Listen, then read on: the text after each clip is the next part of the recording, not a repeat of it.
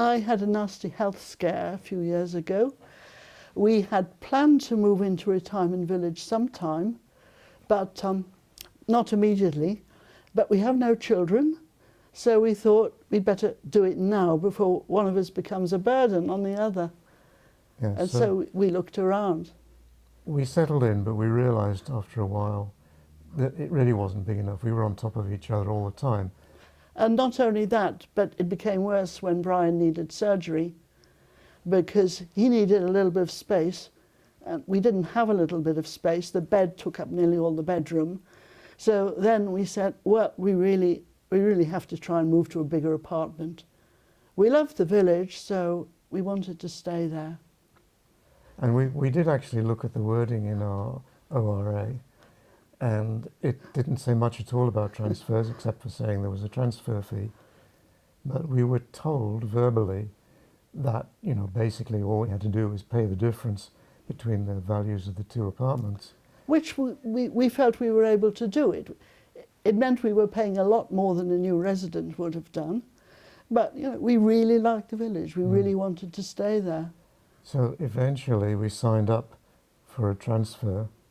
1,620,000. So it's 162,000 transfer fee.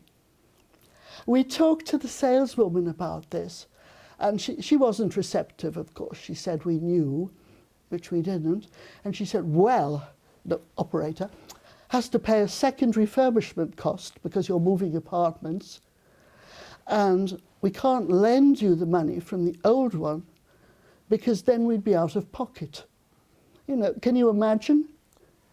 We had a letter back approving our transfer, subject to the terms as discussed, and the terms as discussed were not the terms as discussed. The terms on the acceptance letter were that we would pay the whole price of the new apartment up front, plus the transfer fee, and we wouldn't get anything back until the old one was sold.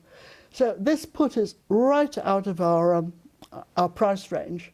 So this would have meant that for however many months it took to sell the old apartment, we'd be basically out of pocket by the cost of the old apartment, which wasn't something we could do because we're not multimillionaires.